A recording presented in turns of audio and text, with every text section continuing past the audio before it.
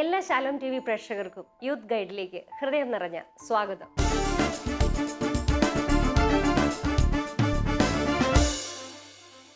യുവജനങ്ങളുടെ ഇടയിലെ വിവാഹമോചനം എന്നതായിരുന്നു കഴിഞ്ഞ എപ്പിസോഡിലെ നമ്മുടെ വിഷയം. ഇന്ന് ആ വിഷയത്തിൻ്റെ തുടർച്ചയാണ്. വിവാഹമോചിതരുടെ കുട്ടികളെ വിവാഹമോചനം എത്രമാത്രം സ്വാധീനിക്കുന്നു എന്നതാണ് ഈ എപ്പിസോഡിൽ ചർച്ച ചെയ്യുന്നത്. അതിനായി ശ്രീമതി ഗ്രേസ് ലാൽ നമ്മോടൊപ്പം ഉണ്ട്. മാഡം, സ്വാഗതം. Thank you. വിവാഹമോചനം നേടിയവരുടെ കുട്ടികളെ എന്തുമാത്രം ഈ വിവാഹമോചനം സ്വാധീനിക്കുന്നുണ്ട്? അവർ മിക്കവാറും സിംഗിൾ പാരൻറ്റിങ് ആയിരിക്കും. അത് എത്രമാത്രം അവരെ അഫക്റ്റ് ചെയ്യുന്നുണ്ട്? വിവാഹമോചനം നേടുന്നവരാരും അവരുടെ കുഞ്ഞുങ്ങളെക്കുറിച്ച് ഓർത്തിട്ടല്ല വിവാഹമോചനം നടത്തുന്നത്. കാരണം വിവാഹമോചനം എന്ന് പറയുന്നത് അവർ തമ്മിൽ മാത്രമുള്ള പ്രശ്നമാണ്. അതെ അതെ, അവർ തമ്മിലുള്ള പ്രശ്നങ്ങൾ കുട്ടികൾ ഈ ചെറുപ്പം മുതലേ കാണുകയാണ്. അപ്പനും അമ്മയും തമ്മിലുള്ള വഴക്കുകൾ, സംശയങ്ങളായിരിക്കാം, അഭിപ്രായ വ്യത്യാസങ്ങളായിരിക്കാം, ദേഹോപദ്രവമായിരിക്കാം, മദ്യപാനമായിരിക്കാം. ചെറുപ്പം മുതലേ അത് കുഞ്ഞുങ്ങൾ കണ്ടു വളരുകയാണ്. അങ്ങനെ കണ്ടു വളരും. ചെറുപ്പം മുതലെന്ന് പറഞ്ഞാൽ ഒരുപക്ഷെ പ്രഗ്നൻസി മുതൽ അമ്മയുടെ നൊമ്പരങ്ങളും വേദനകളും കണ്ണുനീരും കണ്ട് വളരുകയാണ്. അപ്പം അങ്ങനെ വളരുമ്പോഴേ കുട്ടികളിൽ ഉണ്ടാകുന്ന ഒരു ഇൻസെക്യൂരിറ്റി ഫീലിംഗ്, സുരക്ഷിതത്വമില്ലായ്മ, അപ്പൻ്റെ അമ്മയുടെയും കയ്യിൽ സുരക്ഷിതത്വമില്ലായ്മയാണ് ഞാൻ കുട്ടികളിൽ കാണുന്ന ആ ഒരു വലിയ പ്രശ്നം എന്ന് പറയുന്നത്. അപ്പോൾ അവർക്കുള്ള ഒരു കുഴപ്പമെന്ന് പറയുന്നത് അമ്മയാണോ ശരി, അപ്പനാണോ ശരി എന്നറിയില്ല. ഇവരിത് ആലോചിച്ച് നടക്കുക. എന്നോട് ചില കുട്ടികൾ ചോദിക്കാറുണ്ട്, എൻ്റെ അമ്മയാണോ തെറ്റ്, എൻ്റെ അപ്പൻ പറയുന്നതാണോ ശരി, ഇതിൽ ആര് തെറ്റ് ചെയ്തു ആര് ശരി ചെയ്തു ഇവർക്കറിയില്ല. കുട്ടികളെ സംബന്ധിച്ചിടത്തോളം അവർക്ക് ഒത്തിരി പ്രോബ്ലം ഉണ്ടാകും. പഠന വൈകല്യങ്ങളുണ്ടാവും. അവർക്ക് സ്നേഹിക്കാനുള്ള ഒരു മറ്റുള്ളവരെ എല്ലാവരെയും കാണാനും സ്നേഹിക്കാനും, കാരണം അപ്പൻ്റെ വീട്ടുകാരുമായിട്ടല്ല ഏതെങ്കിലും ഒരാളുടെ വീട്ടുകാരുമായിട്ട് ഉള്ള ബന്ധം അങ്ങ് മുറിയുകയാണ്. പിന്നെ വേറൊരു ബന്ധം ഉണ്ടാവുന്നില്ല. അപ്പം അതിൻ്റെതായ നഷ്ടങ്ങൾ വരും. പിന്നെ അവരുടെ ജീവിതത്തിൽ ആ ഒരു വ്യക്തിത്വ വൈകല്യങ്ങൾ വന്നു കഴിയുമ്പോൾ അവർക്ക് പിന്നെ കല്യാണം കഴിക്കുമ്പോൾ ഇതൊക്കെ തന്നെയാണ് പ്രശ്നങ്ങൾ. അത് റിപ്പീറ്റ് ചെയ്യപ്പെടുക. അതാണ് സാധാരണ പിള്ളേരുടെ ഇടയിൽ കണ്ടുവരാറുള്ളത്. കുഞ്ഞുങ്ങളെ മനസ്സിലാക്കി കൊടുക്കുകയാണെങ്കിൽ എന്തുകൊണ്ട് വിവാഹമോചനം അമ്മ നേടി, അല്ലെങ്കിൽ എന്തുകൊണ്ടാണ് അത് ചെറുപ്പം മുതൽ അതിൻ്റെ കാരണങ്ങൾ അവർ വളർന്നു വരുന്നതനുസരിച്ച് അവർക്ക് പറഞ്ഞു കൊടുക്കുക. ഇന്നതായിരുന്നു റീസൺ, അതുകൊണ്ട് അമ്മയ്ക്ക് പറ്റുന്നില്ലായിരുന്നു, അതുകൊണ്ട് അമ്മ മക്കളെ നിങ്ങൾക്ക് വേണ്ടിയാണ് ഞാൻ ഇത്രയും സാക്രിഫൈസ് ചെയ്തത് എന്ന്. അല്ലെ, ചെറുപ്പത്തിലെ വിവാഹമോചനം ഇപ്പം അറിയാൻ പാടില്ലാത്ത പ്രായത്തിൽ തന്നെയാണ് അമ്മയും അച്ഛനും വിവാഹമോചനം നേടുന്നതെങ്കിൽ കുട്ടിക്ക് അത് മനസ്സിലാകുന്നില്ല. അപ്പോൾ അവിടെ കുട്ടിക്ക് ഒരു റോള് നഷ്ടമാണ്. ഒന്നില്ലെങ്കിൽ അച്ഛനെ മാത്രമായിരിക്കും കിട്ടുന്നത്, അല്ലെ അമ്മയെ മാത്രമാണ് കിട്ടുന്നത്. തീരെ കൊച്ചിലെ പോയി കഴിയുമ്പോൾ ഇവർ സ്കൂളിലൊക്കെ പോകുമ്പോഴേ സാധാരണ കുഞ്ഞുങ്ങളെയും കൊണ്ട് LKG UKG അപ്പനും അമ്മയും കൂടെ വരുന്നു. അല്ലെങ്കിൽ അപ്പൻ കാറിൽ കൊണ്ടിറക്കുന്നു, ബൈക്കിൽ കൊണ്ടിറക്കുന്നു. ഈ കൊച്ചു അമ്മയുടെ കൂടെ നടന്നു വരുന്നതെങ്കിൽ, ഓട്ടോറിക്ഷായി വരുന്നതെങ്കിൽ അപ്പന്മാർ കൊണ്ടുവരുന്ന പിള്ളേരെ കാണും. പിന്നെ അപ്പം മേടിച്ചു തന്ന സാധനങ്ങൾ, അപ്പം മേടിച്ചു തന്ന ചോക്ലേറ്റ്, ഇവരുടെ മനസ്സിലുണ്ടാകുന്ന നൊമ്പരങ്ങൾ അവിടെ തുടങ്ങുകയായി. നമുക്ക് ഇതുമായിട്ട് ബന്ധപ്പെട്ട ഒരു ക്വസ്റ്റ്യൻ ഉണ്ട്. ഞാൻ 45 വയസ്സുള്ള വിവാഹമോചനം നേടിയ ഒരു സ്ത്രീയാണ്. ഭർത്താവിൻ്റെ മദ്യപാനവും പരസ്ത്രീ ബന്ധവുമാണ് ഡിവോഴ്സിന് കാരണം. എനിക്ക് 2 കുട്ടികളുണ്ട്, ഒരാണും ഒരു പെണ്ണും. അവർ കൗമാരപ്രായക്കാരാണ്. ഇന്ന് അവർ എന്നെ കുറ്റപ്പെടുത്തുന്നു. അമ്മ അഡ്ജസ്റ്റ് ചെയ്തിരുന്നുവെങ്കിൽ ഇന്ന് ഞങ്ങൾക്ക് അച്ഛനുണ്ടാകുമായിരുന്നു. ഞാൻ എൻ്റെ കുട്ടികൾക്ക് വേണ്ടിയാണ് മറ്റൊരു വിവാഹം പോലും കഴിക്കാതെ ജീവിച്ചത്. ഞാൻ എന്ത് ചെയ്യണം? ഈ അമ്മയെ സംബന്ധിച്ചിടത്തോളം കുട്ടികളെ എന്താണ് അതിൻ്റെ കാരണമെന്ന് ബോധ്യപ്പെടുത്തുന്നതിൽ അവരെവിടെയോ പരാജയപ്പെട്ടിട്ടുണ്ട്. കാരണം കുട്ടികൾ പ്രായമായി കഴിയുമ്പോഴാണ് കുട്ടികൾക്ക് അതിൻ്റെ റീസൺ എന്താണെന്ന് അവർ ചിന്തിക്കുന്നത്. അതാണ് അതിനകത്തെ കുഴപ്പം. ഇപ്പം ചെറുപ്പം മുതലേ അവർക്കത് പറഞ്ഞു കൊടുത്ത് അവരെ മനസ്സിലാക്കണം നമ്മുടെ പ്രശ്നം എന്തായിരുന്നു, അമ്മ എന്തിനാണ് ജീവിക്കുന്നത്, അമ്മ എങ്ങനെയാണ് നിങ്ങളെ വളർത്തുന്നത്. അത് ഈ കുഞ്ഞുങ്ങൾക്ക് പറഞ്ഞു കൊടുത്തിരുന്നെങ്കിൽ അവർക്ക് അമ്മയോട് ഒരു അറ്റാച്ച്മെന്റ് ഉണ്ടാകുമായിരുന്നു. ഇപ്പം ഞാൻ ഈ ഡിവോഴ്സ് എടുക്കുന്ന എല്ലാ ഭാര്യ ഭർത്താക്കന്മാർക്കിടയിലും പിള്ളേരുള്ളവർക്കിടയിൽ വരുന്നൊരു പ്രശ്നമാണിത്. പിള്ളേർ നിസ്സഹായരാ. അവര് ശരിക്കും പറഞ്ഞു കഴിഞ്ഞാൽ ഈ മക്കളെക്കുറിച്ച് ഈ അമ്മയപ്പനും ചിന്തിക്കുന്നില്ല. അവരുടെ വഴക്കുകൾ മാത്രമേ അവർ ചിന്തിക്കുന്നുള്ളൂ. ഞാൻ ഒരു സ്കൂളിൽ ഈ അടുത്ത ദിവസം കുറേ നാൾ മുമ്പ് ക്ലാസ് എടുക്കാനായിട്ട് പോയതാണ്. അപ്പോൾ അവിടെ ഒരു പ്രിൻസിപ്പൽ ഒരു സിസ്റ്ററാണ്. സിസ്റ്റർ എൻ്റെ അടുത്ത് പറഞ്ഞു, ആ സ്കൂളിൽ ഏതാണ്ട് നല്ലൊരു ശതമാനം കുട്ടികളുടെ പേരൻസ് ഒന്നുകിൽ സെപ്പറേറ്റഡ് ആണ് അല്ലെങ്കിൽ ഡിവോഴ്സ്ഡ് ആണ്. അപ്പോൾ സിസ്റ്റർ എന്നെ ഒരു മുറി കാണിച്ചിട്ട് പറഞ്ഞു, ഈ മുറി ഇതുപോലെയുള്ള സെപ്പറേറ്റ് ചെയ്ത് നിൽക്കുന്ന അപ്പനോ അമ്മയ്ക്കോ കൊച്ചിനെ വന്ന് കാണാനുള്ള സ്ഥലമാണെന്ന്. അപ്പം ഞാൻ സിസ്റ്ററിനോട് പറയാണ്, അമ്മയുടെ കൂടാണ് കൊച്ചെങ്കിൽ അപ്പൻ കാണാൻ വരും. കുറേ അധികം ചോക്ലേറ്റ്സും ഒക്കെ ആയിട്ട് വന്ന് ഈ കൊച്ചിനെ ആ മുറി കൊണ്ടേ ഇരുത്തി ഈ ചോക്ലേറ്റ്സ് ഒക്കെ തീറ്റിച്ച് അതിനെ കുറച്ച് അമ്മയുടെ കുറ്റം അങ്ങ് പറഞ്ഞ് കേൾപ്പിച്ചിട്ട് ഇയാൾ പോവും. ഇപ്പം ഈ കുട്ടിക്ക് ഇതുകൊണ്ട് ദോഷമാണ് വരുന്നത്. അയാൾ കാണാൻ വരുന്നുണ്ട്, മുട്ടായി കൊടുക്കുന്നുണ്ട്. അപ്പോൾ കൊച്ചിനെ അറിയാവുന്ന അപ്പനെന്ന് പറയുന്നത് നല്ല അപ്പനാ. അപ്പം അമ്മയാണ് ചീത്ത, കാര്യം അമ്മയാണ് ഇതിനെ വളർത്തുന്നത്. പിന്നെ എനിക്ക് വന്ന ഒരു കേസ് ഉണ്ടായിരുന്നു, ഒരു പയ്യൻ ഒരു ക്രിമിനലായി മാറിയ ഒരു കേസാണ്. അതൊരു സ്ത്രീയും പുരുഷനും കല്യാണം കഴിച്ചു, പ്രേമിച്ച് കല്യാണം കഴിച്ചതാണ്. ഭയങ്കര ഇഷ്ടത്തിൽ കല്യാണം കഴിച്ചു. കല്യാണം കഴിച്ചു കഴിഞ്ഞ് ഇവർക്കിടയിൽ പ്രശ്നമുണ്ടായി. ഇവർ സെപ്പറേറ്റഡ് ആയി ഒരു മാസം അമ്മയുടെ കൂടെ, ഒരു മാസം അപ്പൻ്റെ കൂട്ടത്തിൽ. അപ്പോൾ ഈ അപ്പൻ ക്യാമറ വാങ്ങിച്ചു കൊടുത്താൽ അമ്മ ലാപ്ടോപ്പ് വാങ്ങിച്ചു കൊടുക്കുമ്പോൾ അപ്പൻ അതിനേക്കാളും വലിയ വില കൂടി എന്തെങ്കിലും. ഇവരിങ്ങനെ മാറി മാറി കൊടുത്തു. അവസാനം ഇവർക്ക് മനസ്സിലായി ഇവരുടെ മകൻ പഠിക്കുന്നില്ല, ക്ലാസ്സിൽ കയറുന്നില്ല, ഉഴപ്പനാണെന്ന് അറിഞ്ഞു വന്നു കഴിഞ്ഞപ്പോഴത്തേക്ക് ഇവൻ പണം ഉണ്ടാക്കാനായിട്ട് വേറെ പണികൾ തുടങ്ങിയിരുന്നു. അതായത് വേറെ ചില ക്രിമിനൽ പരിപാടികളൊക്കെ തുടങ്ങിയിരുന്നു. അറിഞ്ഞു വന്നു കഴിഞ്ഞപ്പോഴത്തേക്ക് അവൻ ഒരിക്കലും രക്ഷപ്പെടാൻ മേലാത്ത രീതിയിലുള്ള ചില റാക്കറ്റുകളിൽ പോയി പെട്ട് കഴിഞ്ഞിരുന്നു. പക്ഷെ അപ്പോഴത്തേക്ക് അപ്പനും അമ്മയ്ക്കും കാര്യം മനസ്സിലായി, ഇനി വേണേൽ കൂടി യോജിക്കാമെന്നായി. മകൻ നഷ്ടപ്പെട്ടു പോയി. അപ്പോൾ അതിൽ ഇവർക്ക് രണ്ടുപേർക്കും ഒരേപോലെ പങ്കുണ്ട്. ഇവർക്ക് രണ്ടുപേരും സെപ്പറേറ്റഡ് ആയെങ്കിൽ സെപ്പറേറ്റഡ് ആയിക്കോട്ടെ, പക്ഷെ ആ കൊച്ചിനെ വഷളാക്കരുത്. മറ്റേ കൊച്ചുമങ്ങളുടെ ഇവർ ഓർക്കണം. പിള്ളേരെ സംബന്ധിച്ചിടത്തോളം അവർക്ക് അപ്പൻ്റെ കയ്യിൽ നിന്ന് കൂടുതൽ സാധനങ്ങൾ കിട്ടുമ്പോൾ അപ്പം പറയുന്നത് ശരിയാകും, അമ്മയുടെ അടുത്ത് കിട്ടുമ്പോൾ അത് ശരിയാകും. അവരങ്ങനെ പറഞ്ഞു കൊടുക്കാതെ, അത് നിന്റെ അപ്പനാണ്, അപ്പൻ കാര്യം ഞങ്ങൾ തമ്മിൽ അഭിപ്രായ വ്യത്യാസം ഉണ്ടായാലും നിന്റെ അപ്പനാണ്, എന്തെങ്കിലും നീ വളർന്നു കഴിയുമ്പോൾ നിനക്ക് അപ്പനെ കാണാൻ പോവാം, അതിന് എനിക്കെതിരൊന്നുമില്ല. അങ്ങനെ ഒന്ന് പറഞ്ഞു കൊടുക്കുകയാണെങ്കിൽ ഈ കുട്ടികൾക്ക് അത്രയും പ്രോബ്ലം ഉണ്ടാവില്ല. ആ കുട്ടികളുടെ വ്യക്തിത്വത്തിൽ വൈകല്യങ്ങൾ ഉണ്ടാകാതെ സൂക്ഷിക്കാനായിട്ട് ഈ സിംഗിൾ പേരൻ്റ് ആരാണോ അവർ തയ്യാറാവുക എന്നുള്ളത് വളരെ പ്രധാനപ്പെട്ട ഒരു കാര്യമാണ്. അതുകൊണ്ട് ആ ചെറുപ്പം മുതലേ അവരെ വളർത്തുമ്പോൾ സിംഗിൾ പേരൻ്റാണ് വളർത്തുന്നതെങ്കിൽ അതിനനുസരിച്ചുള്ള ഒരു ഗൈഡൻസ് ഒക്കെ കൊടുക്കുക. ചിലപ്പോൾ നല്ല കൗൺസിലിംഗ് കൊടുത്താൽ പിള്ളേർ ശരിയായിക്കോളും. ദൈവത്തെ അറിയിച്ച് വളർത്തുക എന്നുള്ളതാണ് ഇതിൻ്റെ പ്രധാനപ്പെട്ട ഒരു കാര്യം. എനിക്ക് പറയാനുള്ള ഒരു കാര്യം എന്ന് പറയുന്നത്, വിവാഹമോചനത്തിലേക്ക് പോകുന്ന ദമ്പതികൾ കുഞ്ഞുങ്ങൾ ഉണ്ടായിക്കഴിഞ്ഞാണെങ്കിൽ നിങ്ങൾ കഴിയുന്നത്ര വിവാഹമോചനം എടുക്കാതിരിക്കുക. അപ്പം എന്താണോ നമുക്കിപ്പോൾ ഈ പരിഹാരം ഇല്ലാത്ത പ്രശ്നമില്ല. ഏത് പ്രശ്നത്തിനും പരിഹാരമുണ്ട്, ഏത് പ്രശ്നത്തിനും പരിഹാരമുണ്ട്. അപ്പോൾ അതിന് നല്ലൊരു കൗൺസിലറെ കണ്ട് അല്ലെങ്കിൽ നല്ല ഉപദേശങ്ങൾ തേടി നല്ല ധ്യാനങ്ങളോ നമുക്ക് നല്ല വഴികൾ ധാരാളമുണ്ട്. അതെടുത്തിട്ട് പ്രോബ്ലം പരിഹരിച്ച് മുന്നോട്ട് പോകാനായിട്ട് ഇവർ ശ്രമിക്കുന്നതാണ് ഒന്നാമത്തെ വഴി എന്ന് പറയുന്നത്. അല്ലാതെ ഡിവോഴ്സ് ചെയ്തേക്കാം ഒന്ന് പറഞ്ഞ് രണ്ടാമത്തിന് അങ്ങ് പോയേക്കാം, അല്ലെ പിരിഞ്ഞേക്കാം, അല്ലെ എനിക്ക് നിന്നെ വേണ്ട, എനിക്ക് പറ്റത്തില്ല, അത് പറയാതിരിക്കുക. അപ്പോൾ അതാണ് അതിനകത്ത് ആദ്യത്തെ ഒരു കാര്യം എന്ന് പറയുന്നത്. രണ്ടാമത്, നല്ലൊരു സ്നേഹത്തിൻ്റെ അന്തരീക്ഷം കുടുംബത്തിലും മക്കൾക്ക് ഉണ്ടാക്കി കൊടുക്കുക. ഞാൻ പറയില്ലേ, പണ്ടിപ്പോൾ അപ്പനൊന്ന് പിണങ്ങിപ്പോയി അല്ലെ ഇട്ടിട്ട് പോയാലും വല്യപ്പച്ചനോ വല്യമ്മച്ചിയോ അല്ലെ അമ്മാവനോ അമ്മായിയോ പകരം ഈ കൊച്ചിന് കിട്ടുന്ന പല സ്നേഹങ്ങളുണ്ടായിരുന്നു. ഇപ്പം നമ്മുടെ വീടുകളിൽ അതില്ലാത്തതാണ് ഒരു പ്രശ്നം. പണ്ടത്തെ സാഹചര്യങ്ങളിൽ അങ്ങനെയൊക്കെ പിള്ളേർ വളർന്നിട്ടുണ്ട്. അങ്ങനെ വളർന്ന കുഞ്ഞുങ്ങളെ വല്യപ്പം വളർത്തി അല്ലെ അങ്ങനെയുള്ള സാഹചര്യങ്ങൾ അവർ നല്ലവരായിട്ടുണ്ട്. എനിക്കറിയാവുന്ന ഒരു ഭാര്യയും ഭർത്താവും ഉണ്ടായിരുന്നു. അവർ നല്ല ടീച്ചറായിരുന്നു ഭാര്യ. അവർ ഒരു മകനേ ഉണ്ടായിരുന്നുള്ളൂ. അവനിപ്പോൾ ഡോക്ടറാണ്. പക്ഷേ ഈ അമ്മയുടെ കൂടെ നിർത്തി ഈ അമ്മ ഈ മകനെ വളർത്തി, മെഡിസിൻ വരെ പഠിപ്പിച്ചു. പക്ഷെ പഠിപ്പിച്ചു കഴിഞ്ഞപ്പോഴത്തേക്ക് ഇവൻ അറിയുന്നു അമ്മ എന്തിനാണ് ഈ അപ്പനെ ഇട്ടിട്ട് പോകുന്നത്, അല്ലെ വഴക്കിട്ടിട്ട് നിസ്സാരമായ കാര്യങ്ങളാണ്. അവൻ നേരെ അപ്പൻ്റെ വീട്ടിലോട്ട് കെട്ടി അങ്ങ് പോയി. അവൻ ഒരു ദിവസം സുപ്രഭാതത്തിൽ അപ്പൻ്റെ കൂട്ടത്തിൽ അങ്ങ് പോയി കഴിഞ്ഞപ്പോൾ അമ്മ വല്ലാണ്ടായി. അമ്മ ആത്മഹത്യക്ക് ശ്രമിക്കുന്നു. അങ്ങനെ അമ്മയ്ക്ക് പറ്റുന്നില്ല. അമ്മ മെൻ്റലി ഭയങ്കര പ്രശ്നങ്ങളിൽ വന്നപ്പോഴാണ് എൻ്റെ അടുത്ത് വരുന്നത് ഈ സ്ത്രീ. അപ്പം ഞാൻ പറഞ്ഞത്, നിങ്ങളും കൂടെ അങ്ങ് അയാളുടെ കൂട്ടത്തിലെ, ഇത്രയും പ്രായമൊക്കെ ആയില്ലേ, നമുക്കൊരു അന്നേരം അത് പറ്റത്തില്ല, അത് അവർക്ക് വിട്ടുവീഴ്ച പറ്റത്തില്ല. അപ്പം മകൻ പറയുന്നത്, എനിക്ക് അപ്പനെയും വേണം അമ്മയും വേണം, എനിക്ക് രണ്ടുപേരെയും വേണം. പലപ്പോഴും കോടതികളിലൊക്കെ പിള്ളേർ പറയുന്ന ഒരു ഡയലോഗ് അത് തന്നെയാണ്, അച്ഛനും വേണം അമ്മയും വേണം. അച്ഛനമ്മമാർ ശ്രദ്ധിക്കുക, വിവാഹമോചനം എന്ന് പറയുന്നത് ഒരിക്കലും പ്രശ്നപരിഹാരം അല്ല. അതിനെന്താണ് ചെയ്യേണ്ടത്, വിവാഹമോചനം ഇല്ലാതെ നമുക്ക് കൊണ്ടുപോകാൻ എന്താണ് ചെയ്യേണ്ടത്? അപ്പം അതിന് ഒന്ന്, സ്നേഹിക്കുക. ദാമ്പത്യ സ്നേഹം എന്ന് പറയുന്നത് നമുക്കറിയില്ല, പൗലോസ്ലീഹ പറയുന്നത് പോലെ ഭാര്യമാരെ ഭർത്താക്കന്മാർക്ക് വിധേയരായിരിക്കുവാൻ. മിശിഹായും സഭയും തമ്മിലുള്ള ബന്ധമാണ് ഭാര്യയും ഭർത്താവും തമ്മിലുള്ള ബന്ധം. ഒരു തീവ്രതയുള്ള ബന്ധമാണ്. 1 കൊറിന്ത്യർ 13.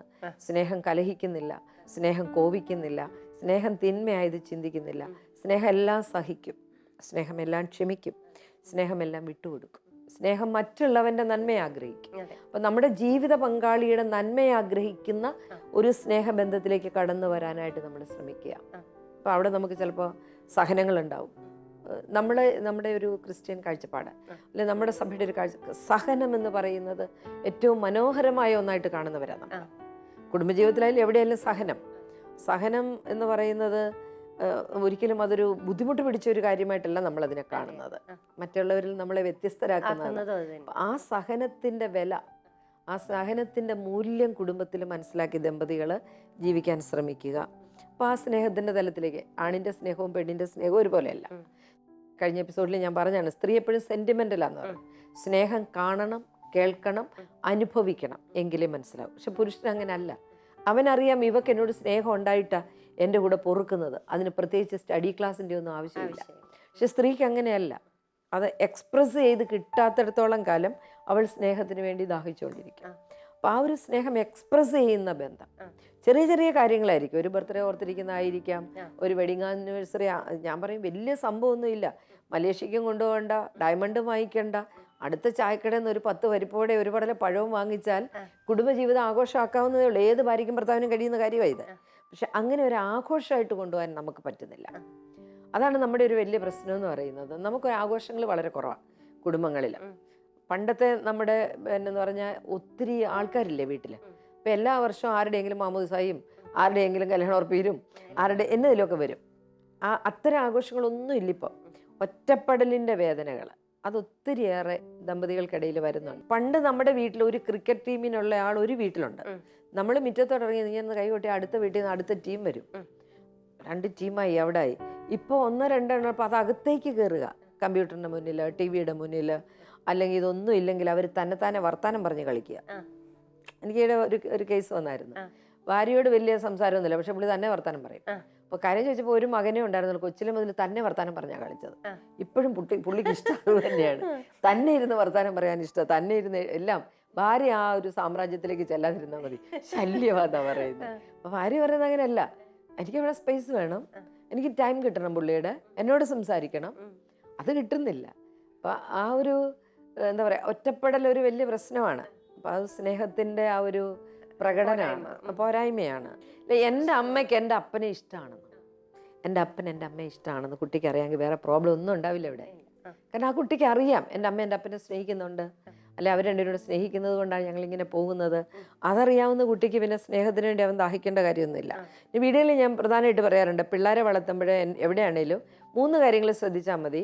നമ്മുടെ വീട്ടിലൊരു കൂട്ടായ്മയുടെ അനുഭവം ഉണ്ടാവണം. അതിന് 3 കാര്യങ്ങൾ. 1, പണ്ടത്തെ നമ്മുടെ കുരിശുവര. എല്ലാവരും കൂടെ പായൊക്കെ ഇട്ട് നിലത്തിരുന്ന് കുരിശ് വരച്ച് അവിടെ എല്ലാ വിഷയം അവിടെ ചർച്ചയ്ക്ക് വിഷയമാകും. പരസ്പരം നമ്മളൊരു ഇൻട്രാക്ഷൻ ഉണ്ടായിരുന്നു. ഇപ്പം അങ്ങനത്തെ ഇൻട്രാക്ഷൻസ് ഒന്നും ഇല്ല. കുരിശുവര എന്ന് പറയുന്നത് തന്നെ എല്ലാ രഹസ്യങ്ങളും ഒന്നുമില്ല. വളരെ ഒരു രഹസ്യത്തിലൊക്കെ ഒതുക്കുക. മൊത്തം ഒന്നും ചൊല്ലുന്നില്ല പല വീടുകളിൽ. വളരെ കുറച്ച് വീടുകളേ ഉള്ളൂ നന്നായി പ്രാർത്ഥിക്കുന്ന വീടുകൾ. അപ്പോൾ the family that prays together that stays together എന്ന ഒരുമിച്ച് പ്രാർത്ഥിക്കുന്ന കുടുംബം ഒരുമിച്ച് നിലനിൽക്കുന്നു. അതൊരു വളരെ പ്രധാനപ്പെട്ട കാര്യമാണ്. ഒരുമിച്ച് ഭക്ഷിക്കുക, അതും ഇല്ല. മേശപ്പുറത്ത് എടുത്ത് വയ്ക്കുന്നു, അവനവന് വേണ്ടത് എടുത്തോണ്ട് ആഹാരം എടുത്തോണ്ട് TV-യുടെ മുന്നിലേക്കാണ് പോകുന്നത്. പിള്ളേരും കെട്ടിയോനും പോവുകയാണ്, ഓടുക. അതിനിടയിൽ ഓട്ടി വന്ന് കഴിക്കുകയാണ്. അപ്പോൾ അവിടെ ആഹാരം ആസ്വദിക്കുന്നില്ല. അപ്പോൾ ഞാനെപ്പോഴും പറയാറുണ്ട്, അപ്പനും അമ്മയും കൂടെ വഴക്കുണ്ടാക്കാൻ മുട്ടുമ്പോൾ പിന്നെ വഴക്കുണ്ടാക്കാതിരിക്കാൻ പറ്റുമോ? വഴക്കുണ്ടാക്കിക്കോ, പക്ഷെ പിള്ളേരുടെ മുന്നിൽ കഴിയുന്നത്ര അത് അവോയ്ഡ് ചെയ്യുക. കുട്ടികൾ സ്കൂളിൽ പോയതിന് ശേഷമോ അല്ലെങ്കിൽ അവർ പിന്നെ ഉറങ്ങിയതിന് ശേഷം എവിടെയെങ്കിലും മാറിപ്പോയിരുന്ന ഏതെങ്കിലും ഒരു മൂലയിൽ പോയിരുന്ന രണ്ടും കൂടെ വഴക്ക് പിടിച്ച് തീർക്കുക. അവർക്ക് പറയാനുള്ളത് പറഞ്ഞു തീർക്കണം. പക്ഷെ അത് പിള്ളേരുടെ മുന്നിൽ വെച്ചാവരുത്. ദേഹോപദ്രവിപ്പിക്കുന്നതും തല്ലുന്നതും ഇപ്പോഴും ഉണ്ട്. നന്നായിട്ട് ഭാര്യ ഉപദ്രവിക്കുന്ന ഭർത്താക്കന്മാർ, ഭർത്താവിനെ തല്ലുന്ന. എനിക്ക് രാത്രിയിലൊക്കെ ഫോണിലൊക്കെ ഏൽപ്പിക്കും ചിലർ അടി. രാത്രി ഒരു 12 മണിക്ക് ശേഷം, ഒരു വെളുപ്പിനെ ഒരു 3-4 മണിക്ക് ശേഷം നമ്മളെ ഉദ്ദേശിക്കുന്ന പോലെ പല ഭാര്യ ഭർത്താക്കന്മാരും ഉറങ്ങുന്നില്ല. വഴക്കതിൻ്റെ ക്ലൈമാക്സ് വരുന്ന ടൈമാണത്. എന്നെ ഇത് പലരും ഇങ്ങനെ കേൾപ്പിക്കും. എൻ്റെ ഉറക്കം കെടുത്താറുണ്ട്. പക്ഷേ അതിൻ്റെ വേദനകളാണ് ഞാൻ പറയുന്നത്.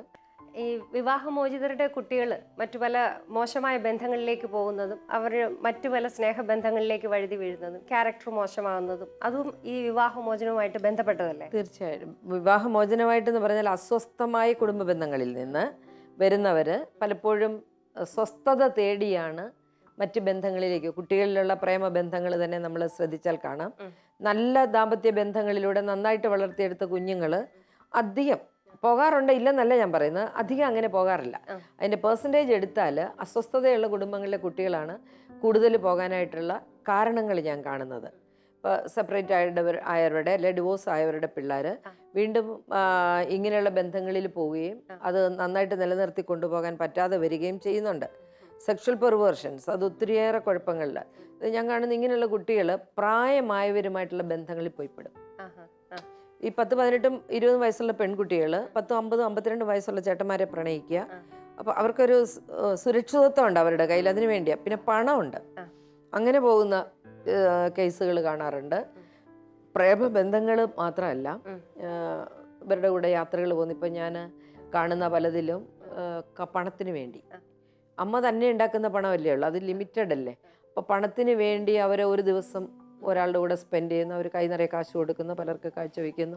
അതിനൊന്നും പെൺകുട്ടികൾ, ആൺകുട്ടികളിലും ഉണ്ട്, ആൺകുട്ടികളിലുമുണ്ട് ഇങ്ങനെയുള്ള സെക്ഷൽ പെർവേർഷൻസ്. അവരെ സെക്ഷലി മിസ്യൂസ് ചെയ്യുന്നവർ, സെക്സ് റാക്കറ്റുകൾ ഉപയോഗിക്കുന്നവർ, ഇങ്ങനെയൊക്കെയുള്ള ധാരാളം കേസുകൾ ഉണ്ടാവാറുണ്ട്. ഇതിനകത്തെല്ലാം പറഞ്ഞ ഈ കുട്ടികളിലെ ഉള്ളിൻ്റെ സ്നേഹത്തിന് വേണ്ടിയുള്ള ദാഹമാണ്. അപ്പം അതാരാ കൊടുക്കുന്നത്, അതിനകത്ത് പോയി പെടുക. അധ്യാപകരെ പ്രണയിക്കുക, അല്ലെങ്കിൽ മുതിർന്നവരെ പ്രണയിക്കുക, അങ്ങനെ ഒത്തിരി തെറ്റായ പ്രവണതകളിലൂടെ കുട്ടികൾ പോകുന്നതിൻ്റെ കാരണങ്ങൾ കുടുംബത്തിലെ അസ്വസ്ഥതകൾ തന്നെയാണ്. അപ്പോൾ വിവാഹമോചിതരുടെ മക്കളുടെ കേസ് എടുത്താൽ ഇങ്ങനെയുള്ള കേസുകൾ കൂടുതലാണ് എന്നുള്ളതാണ് നമ്മൾ കണ്ടുവരുന്ന ഒരു കാര്യം. വിവാഹമോചിതരുടെ മക്കളിൽ ഞാൻ പിന്നെയും ഡിവോഴ്സിനുള്ള സാധ്യത, നെക്സ്റ്റ് അവരുടെ കല്യാണം വരുമ്പോഴും അവർക്കും പറ്റില്ല. കാരണം അവർ കണ്ടിട്ടില്ല സ്വസ്ഥതയുള്ളൊരു കുടുംബജീവിതം. ചിലപ്പോൾ അവർ ചലഞ്ചായിട്ട് എടുക്കും. അമ്മയ്ക്ക് പറ്റിയത് എനിക്ക് പറ്റാതിരിക്കാനാണ് ഞാൻ പ്രേമിക്കുന്നത്, അല്ലെ അപ്പന് പറ്റിയത് എനിക്ക് പറ്റാതിരിക്കാനാണ് ഇവർ പറയും. പക്ഷെ അവർക്ക് ചെയ്യാൻ പറ്റിയെന്ന് വരത്തില്ല. അതുകൊണ്ട് എത്രയും നല്ലത് മക്കൾക്ക് നല്ല ജീവിത മാതൃക കാണിച്ചു കൊടുക്കുക എന്നുള്ളതാണ്. നല്ല കുടുംബ ബന്ധങ്ങളാണ് എല്ലാത്തിൻ്റെ അടിത്തറ. സമൂഹത്തിൻ്റെ, സമുദായത്തിൻ്റെ, സഭയുടെ അടിത്തറ എന്ന് പറയുന്നത് നല്ല സ്ട്രോങ് ആയ കുടുംബ ബന്ധങ്ങളാണ്. അത് ധാരാളം ഇവിടെ ഉണ്ട്. ഇവിടെ എല്ലാ കുടുംബങ്ങളും മോശമാണെന്നല്ല അതിൻ്റെ അർത്ഥം. പക്ഷെ കുറച്ച് വളരെയധികം കുടുംബങ്ങൾ ഇപ്പോൾ മോശമായി കൊണ്ടിരിക്കുന്നു. അതിനകത്തുനിന്ന് അവരെ മാറ്റുക എന്നുള്ളതാണ് നമ്മുടെ ഒരു ലക്ഷ്യമെന്ന് പറയുന്നത്. നല്ല ഭാര്യ ഭർത്താക്കന്മാർ, നന്നായിട്ട് ജീവിക്കുന്ന മക്കൾ, നല്ല ദൈവവിശ്വാസത്തിലുള്ള കുടുംബങ്ങൾ ഇവിടെ ധാരാളമുണ്ട്. ഈ ഗ്രാമങ്ങളിലേക്ക് അല്ലെ എവിടേക്ക് ചെന്നാലും നമുക്ക് കാണാൻ പറ്റും. അധ്വാനിക്കുന്ന, പരസ്പരം പങ്കുവെക്കുന്ന, ഒരുമിച്ച് പാടത്ത് പണിയുന്ന, അല്ലെ ഒരുമിച്ച് പറമ്പിൽ പണിയാൻ ഇറങ്ങുന്ന, പശുവിനെ വളർത്തുന്ന, അങ്ങനത്തെ ധാരാളം നല്ല ഭാര്യ ഭർത്താക്കന്മാരെ നമുക്ക് കാണാൻ പറ്റുന്നുണ്ട്. എല്ലാവരും അങ്ങനെയാണെന്നല്ല പറയുന്നത്. പക്ഷേ ഇങ്ങനെയുള്ള ഒരു ട്രെൻഡുണ്ട്. അത് വിദ്യാഭ്യാസം കൂടുന്തോറും എനിക്ക് തോന്നുന്നത് ഇൻഡിപെൻഡൻ്റ് ആയിട്ട് ജീവിക്കാം, നമുക്ക് ആരുടെയും സഹായം വേണ്ട, എനിക്ക് ആരുടെയും ഹെൽപ്പ് ഇല്ലാതെ ജീവിക്കാൻ പറ്റും, അങ്ങനെ ഒരു ധാരണ. അത് ചെറുപ്പം മുതലേ കുട്ടികളിൽ കുത്തിവെച്ച് കൊടുക്കാതിരിക്കുക. പെൺകുട്ടികളോടാണെങ്കിൽ അമ്മമാർ പറയരുത് അങ്ങനെ. പൈസയല്ല പ്രധാനം, നിനക്ക് കുടുംബമാണ് പ്രധാനം. നീ ഒരു ഭാര്യയായി, അമ്മയായി, കുടുംബനാഥിയായി ആ കുടുംബത്തിൽ ജീവിക്കുമ്പോൾ നിനക്ക് വിട്ടുവീഴ്ച ഉണ്ടാവണം, കുറച്ചൊക്കെ മറക്കാൻ. വിവാഹം കഴിയുന്നതോടെ സ്ത്രീകളിൽ കാണുന്ന 2 കാര്യങ്ങൾ. ഒന്ന്, ഓർമ്മശക്തി കൂടുന്നു, ഭയങ്കര ഓർമ്മശക്തിയാണ്. അത് ഈ പ്രശ്നങ്ങളുമായിട്ട് വരുമ്പോഴാണ് എനിക്ക് രസമായിട്ട് തോന്നുന്നത്. ഈയിടെ ഒരു ചേച്ചി എന്നോട് പറഞ്ഞു, 72-ലായിരുന്നു കല്യാണം, 73 കൊച്ചുണ്ടായി, പ്രസവത്തിന് പോയി, വന്നില്ല, 74-ൽ ഞങ്ങൾ വീട് വെച്ചു, 75-ൽ വേറെ കൊച്ചുണ്ടായി. ഇവരിങ്ങനെ 72, 73, 74 കൃത്യമായിട്ടാണ് പറയുന്നത്. ഞാൻ പറഞ്ഞു, ചേച്ചി പഠിക്കാൻ പോയപ്പോൾ ഇത്രയും ഓർമ്മശക്തി ഉണ്ടായിരുന്നെങ്കിൽ ചേച്ചി ഇന്ന് കലക്ടറായിട്ടിരുന്നേരെ, IAS എടുക്കായിരുന്നു. കുടുംബജീവിത വിജയത്തിന് ഓർമ്മശക്തി വേണ്ട. കഴിഞ്ഞു പോയി ഇന്നലകളിൽ ജീവിക്കാതിരിക്കുക, നമ്മൾ ഇന്നുകളിൽ ജീവിക്കാൻ ശ്രമിക്കുക. പക്ഷേ ഈ ഡിവോഴ്സ് എടുക്കുന്നിടത്തെല്ലാം ഉള്ള കുഴപ്പം എന്നാന്നറിയാം, ഈ കൂട്ടി കഴിഞ്ഞത് മറക്കുക ശ്രമിക്കാതെ കുടുംബ പ്രശ്നങ്ങളാണല്ലോ അതെ പഴയത് തൊട്ടേ ഇങ്ങനെ പൊക്കിക്കൊണ്ട് ഓർമ്മശക്തി ഇവർക്ക് എവിടുന്നാന്ന് ഞാനാണ് ഒന്നും ഓർത്തിരിക്കത്തില്ല, എല്ലാം മറന്നു പോകുന്ന കൂട്ടത്തില്ല. പിന്നെ അതുപോലെ തന്നെ ഓർമ്മശക്തി പോലെ തന്നെ കൃത്യമായിട്ട് കണക്ക് പഠിക്കും. കണക്കിന് ജീവിതത്തിൽ ജയിച്ചിട്ടില്ലാത്ത സ്ത്രീകള് കല്യാണം കഴിയുന്നതോടെ കറക്റ്റായിട്ട് കണക്ക് പറയും. അപ്പൊ ഈ കണക്ക് പറഞ്ഞു നേടുകയാണ്. ഇതൊക്കെ നമ്മുടെ കുഴപ്പമെന്ന് പറയുന്നത്. എന്താ പറയുക, ഒരു വിട്ടുവീഴ്ച എന്ന് പറയുന്നത് അങ്ങനത്തെ കാര്യത്തില. വിട്ട് വീഴണം. ഞാൻ പ്രാക്ടിക്കലി പറഞ്ഞു കൊടുക്കാറുണ്ട്, ഒരാൾ ചൂടാകുമ്പോൾ മറ്റേ ചൂടാവാണ്ടിരിക്കേ, ഒരു ചൂടാവട്ടെ. ചില ദിവസം നമ്മുടെ പിറകെ വരും, കണ്ടില്ലേ കേട്ടില്ലേ മറ്റവളെ മറിച്ചവളെ, കുഴി കിടക്കുന്ന വലിയ പൂപ്പനെ വരെ പൊക്കട്ടെ. അപ്പോൾ ഉള്ള കുഴപ്പം നമുക്ക് അവരുടെ അപ്പൂപ്പനെങ്കിലും പൊക്കണം. അവിടെയാണ് ഈ പ്രശ്നം എന്ന് പറയുന്നത്. കുറച്ച് നേരം നിന്ന് തുള്ളിയിട്ട് പോയി ഏതെങ്കിലും സമയം വരും. അപ്പോൾ നമുക്ക് ചോദിക്കാം, മുമ്പേ പറഞ്ഞ എന്നായിരുന്നു, വല്ല ബോധമുണ്ടോ? അപ്പോൾ സാരമില്ല, എനിക്ക് ദേഷ്യം വന്നപ്പോൾ ഞാൻ ഏതാണ്ടൊക്കെ പറഞ്ഞു, പോട്ടടി പോട്ടെ. ആ ഒരു മെൻറ്റാലിറ്റിയിലേക്ക് കുടുംബ ബന്ധങ്ങൾ വരണം. മറക്കാനായിട്ട് പറ്റണം. അത് എന്താ പറയുക, നമ്മൾ ചെയ്യുന്നതൊക്കെ തമ്പുരാൻ ഓർത്തിരുന്നാലോ. തമ്പുരാനെല്ലാം മറക്കണം, തമ്പുരാനെ മറന്നൊക്കെ നമ്മൾ പറയുന്നുണ്ടല്ലോ. എന്ന് പറഞ്ഞ പോലെ പല ഭർത്താക്കന്മാരും മറക്കാൻ തയ്യാറാവില്ല, ചില ഭാര്യമാർ മറക്കാൻ തയ്യാറാവില്ല. വഴക്ക് പിടിക്കുമ്പോൾ അവർ അന്ന് നടന്നു തൊട്ട് ഇന്ന് വരെയുള്ളത് വിളിച്ച് പറയും. അപ്പം ഞാൻ ഈ വഴക്ക് പിടിക്കുന്നുണ്ട്, നിങ്ങൾ പറയുമ്പോൾ നല്ല ഫ്രഷ് ആയിട്ടുള്ള കാര്യം പറയും, കേട്ട് നിൽക്കുന്നവർക്കെങ്കിലും ഒരു രസമുണ്ടല്ലോ കേൾക്കാൻ. പിന്നെ രണ്ടാമത്തെ കാര്യം എന്ന് പറയുന്നത് കണ്ടീഷണലായി സ്നേഹിക്കാതിരിക്കുക. ലവ് എന്ന് പറയുന്നത് എപ്പോഴും അൺകണ്ടീഷണൽ ആയിരിക്കും. ദാമ്പത്യ സ്നേഹം അൺകണ്ടീഷണലായ ഒരു ദാമ്പത്യ ബന്ധം ഉണ്ടാവുകയാണെങ്കിൽ, ഇത് കണ്ടീഷൻസ് വെക്കുമ്പോഴാണ് വിവാഹമോചനം വരുന്നത്. കണ്ടീഷൻസ് ഇല്ലാതെ നമ്മൾ സ്നേഹിക്കുകയാണെങ്കിൽ നമുക്കവിടെ വിവാഹമോചനത്തിന്റെ പ്രശ്നം വരുന്നില്ലല്ലോ. അത് എനിക്ക് നിങ്ങളെ ഇഷ്ടമാന്നേ, നിങ്ങൾ സ്നേഹിക്കണ്ട, ഞാനിവിടെ നിൽക്കാൻ പോവുക, പിന്നെന്താ പ്രശ്നം? അപ്പം അവിടെ ഒരു കണ്ടീഷൻ ഇല്ല, അൺകണ്ടീഷണലാണ് എല്ലാവരും. അപ്പം ദാമ്പത്യ ജീവിതത്തിൽ ഭർത്താവിന് ഭാര്യയോടും ഭാര്യയ്ക്ക് ഭർത്താവിനോടും ഒരു പ്രണയം ഉള്ളിലുണ്ടെങ്കിൽ നമുക്ക് ബാക്കി മറക്കാൻ പറ്റും. തീർച്ചയായിട്ടും നല്ല കാര്യങ്ങൾ ധാരാളം ഓർത്തിരിക്കാനുണ്ട്. അയാൾ ചെയ്ത നല്ല കാര്യങ്ങൾ, അതിനെ ഒന്ന് ഓർത്തിരിക്കാൻ, എനിക്ക് ഇങ്ങനെ ചെയ്തിട്ടുണ്ട്, അല്ലെ അങ്ങനെ ചെയ്തിട്ടുണ്ട്, അതൊന്ന് ഓർത്തിരിക്കുവാണെങ്കിൽ തീർച്ചയായിട്ടും നമുക്ക് പഴയതിനെ മറന്ന് പുതിയതിലേക്ക് വരാൻ പറ്റും. അപ്പോൾ വിവാഹമോചനം എന്ന വാക്ക് നമുക്ക് പറയേണ്ടി വരത്തില്ല. അപ്പം ഞാൻ പറഞ്ഞത്, ക്ഷമിക്കാനും മറക്കാനുമുള്ള മനസ്സുള്ള ദമ്പതികൾ നന്നായി ജീവിക്കുന്നുണ്ട്, ജീവിക്കാൻ പറ്റും. ആകപ്പാടെ ഒരു കൊച്ചു ജീവിതം, ഏറിയാൽ അതൊരു 80 years, അത്രയല്ലേ ഉള്ളൂ. അതിനകത്തിട്ടുള്ള കളി നമ്മൾ കളിച്ചാൽ പോരെ, അത്രയും കളിക്കാനായിട്ട് തയ്യാറായാൽ മതി. അപ്പം അത് നമ്മൾ ഞാൻ പറഞ്ഞു വന്നൊരു കാര്യം ഉണ്ടായിരുന്നു, ഒരുമിച്ച് ഭക്ഷിക്കുക, ഒരുമിച്ച് ഉറങ്ങുക വളരെ പ്രധാനപ്പെട്ട ഒരു കാര്യമാണ്. ഈ കഴിഞ്ഞ ദിവസം വന്നത്, ഭർത്താവ് ഭാര്യയും തമ്മിൽ, ഭാര്യയ്ക്ക് ജോലിയുണ്ട്, ഭർത്താവ് 3.5 വർഷമായിട്ട് ജോലി ചെയ്യുന്നില്ല, 2 കുഞ്ഞുങ്ങളുണ്ട്, +2 പഠിക്കുന്ന കുട്ടിയുണ്ട്, 10ാം ക്ലാസ് പഠിക്കുന്ന കുട്ടിയുണ്ട്. അപ്പോൾ ഈ സ്ത്രീ എന്നോട് പറഞ്ഞു, ഈ 10ാം ക്ലാസ് പഠിക്കുന്ന കുട്ടി ഉണ്ടായി കഴിഞ്ഞ് ഭർത്താവ് പെരക്കകത്ത് കയറിയിട്ടില്ല, ഇയാള് തിണ്ണല കിടക്കുന്നത്. അപ്പം ഇയാളെ ഞാൻ വിളിച്ചു ചോദിച്ചു. അപ്പം ഇയാള് സംസാരിച്ചപ്പോൾ എന്നോട് പറഞ്ഞു, അതെ, ഞാൻ വീടിന് കാവലായിട്ട്, അല്ലെങ്കിൽ തന്നെ പിള്ളേരുണ്ടാവാൻ ബന്ധപ്പെട്ടാൽ മതി, അത് കഴിഞ്ഞു, ആ പരിപാടി കഴിഞ്ഞു. നാണമില്ലേ ഇതൊക്കെ പറയാൻ, ഇവർക്ക് നാണമില്ല ഇതൊക്കെ പരസ്യമായിട്ട് വിളിച്ചു പറയാൻ. അത്രേ ഉള്ളൂ, എൻ്റെ പണി കഴിഞ്ഞു, ഇനി ഞാൻ തിണ്ണ കിടക്കും. അപ്പോൾ അയാളുടെ ഒരു ധാരണ അത്രേ ഉള്ളൂ. ഞാനപ്പോൾ അയാളോട് പറഞ്ഞു, അങ്ങനെയല്ല, മരണം നിങ്ങളെ വേർപെടുത്തോളൂ എന്നൊരു ക്ലോസ് ഉണ്ട് ഇതിനകത്ത്. ആ ക്ലോസ് പഠിച്ചിട്ടില്ലേ? ഇങ്ങനെ ഒത്തിരി പൊട്ടത്തരങ്ങള്, മിഥ്യാധാരണകള്, മണ്ടത്തരങ്ങള് ഒക്കെ വെച്ച് പുലർത്തുന്ന ദമ്പതികൾ ഇപ്പോഴും ഉണ്ട്. അത് ഡിവോഴ്സിന് തുല്യമല്ലേ, സെപ്പറേഷന് തുല്യമല്ലേ? ഒരു വീട്ടിൽ ജീവിച്ചിട്ടും മനസ്സുകൾ തമ്മിൽ അറിയാതെ, ശരീരങ്ങൾ തമ്മിൽ അടുക്കാതെ, ഹൃദയങ്ങൾ തമ്മിൽ ചേരാതെ ജീവിക്കുന്നത് ഡിവോഴ്സിനേക്കാൾ ഭയാനകമാണ്, വളരെയേറെ വേദനാജനകമാണ്.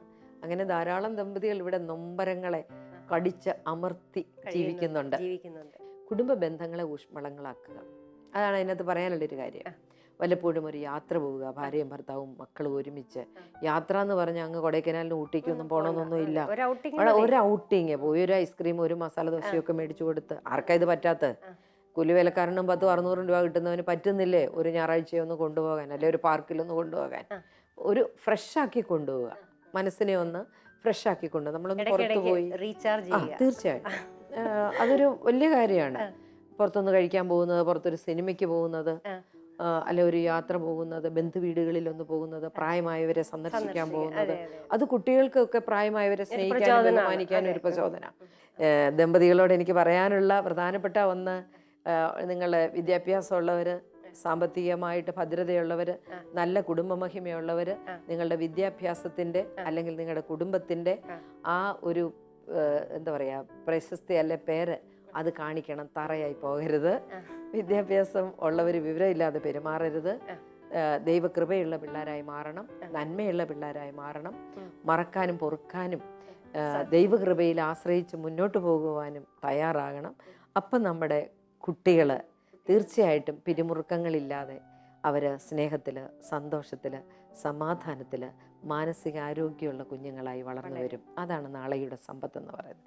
സഭയുടെ ആയാലും രാഷ്ട്രത്തിൻ്റെ ആയാലും സമൂഹത്തിൻ്റെ ആയാലും സമ്പത്ത് നാളെയുടെ കുഞ്ഞുങ്ങളാണ്. അപ്പം ആ കുഞ്ഞുങ്ങളെ നമ്മൾ നന്നായി വളർത്തിക്കൊണ്ടുവരാനായിട്ട് മറക്കുക, എല്ലാം മറക്കുക. അതെ, അങ്ങനെ നമുക്ക് തയ്യാറായാൽ പ്രശ്നങ്ങൾക്ക് പരിഹാരമാകും തീർച്ചയായിട്ടും.